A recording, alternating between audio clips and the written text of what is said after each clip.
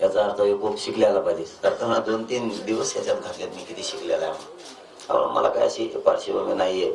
फक्त मी जास्त पुस्तकं पण नाही वाचले. जे आहे ते तुमच्या समोर म्हणतोय. मी दैनंदिन जीवनात येणाऱ्या लोकांच्या अडचणी वाचल्या की याच्यावर तात्काळ पाहिजे. एखाद्या माणसाला नाही का आता भूक लागली तर त्याला आत्ता देणं गरजेचं आहे.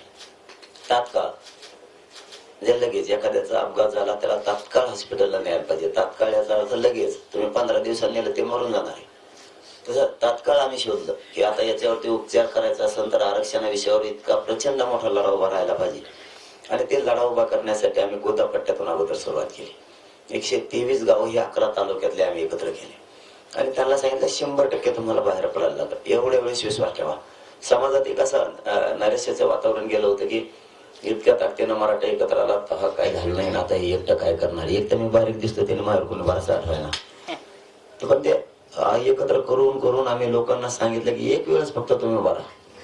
मराठ्यांच्या आरक्षणाचा लढा कसा कडे जात नाही आपण बघू. आणि गोदापट्ट्यात 123 गाव उभा राहिले आणि 29 ऑगस्टला 2.5-3 लाख लोकांचा कार्यक्रम झाला. तिथून खरी युद्ध पूर्ण राज्यभर बसलं.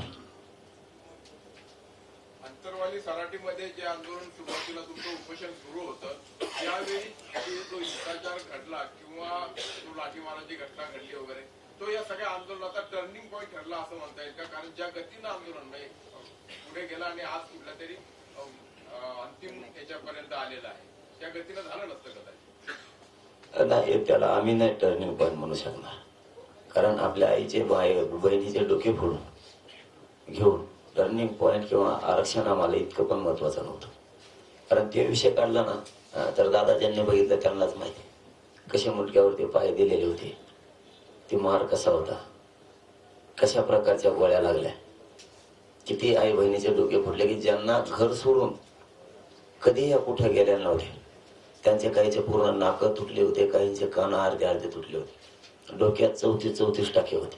हे त्यांनी कधीच बघितलेलं नव्हतं. अशा घरातल्या काही तिथं महिला होत्या. तिथं का आल्या त्या गोदापट्टा एक केला आणि त्यांना वाटलं भारत देशात आमरण उपोषणा इतकं शांततेचं आंदोलन असू शकत नाही म्हणून ते त्यात सहभागी झाले होते आणि शांत बसलेले होते. मी खरं सांगत मी बघा मी कधी खोटं सांगतो खरं सांगतो. चूक असली ना तर आम्ही मान्यच करतो आमची चूक कधी पण. आजच नाही मला काय देणं घेणं नाही सजा जरी लागली तरी पण आम्ही खरंच बोलतो. काही कारण नव्हतं. अगोदरच्या रात्री ते 400-500 जण पोलीस आले. पण त्याच्या अगोदर एक दिवस असं झालं होतं 29 तारखेला की एसपी साहेबांनी कलेक्टर साहेब माझ्याकडे आले. ते म्हणले 2.5-3 लाखाचा शहागडला जो आम्ही आंदोलन केलं होतं सगळा मॉब तिथं हरलेला होता. ते फक्त माझ्याकडे आले. ते म्हणले काही करा यांना फक्त शांत करा. नसता आमच्याकडे असून 2 ते 2,500 इथला फोर्स आहे. खूप काही होऊ शकतं. एका शब्दात सांगितलं तुम्ही घराकडे जायचं.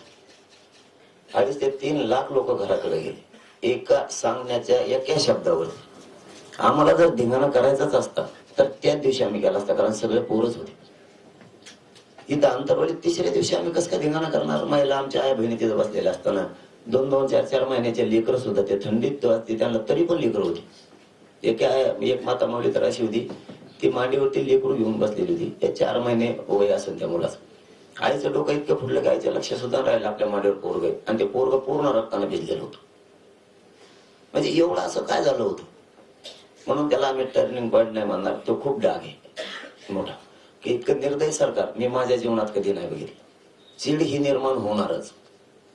कारण तुम्ही इतका मार दिला इतक्या आत्ता पण सांगतो तुम्हाला मला वाटतं आमच्यातला इथं असं नाही एखादा त्याच्यात आत्ता बी 13 गोळ्या त्याच्या हात लावला की दिसत आता इथं सोबत आहे दौऱ्यात असे किती काय. तुम्हाला एक तर छेरे मारायची परवानगी नाही.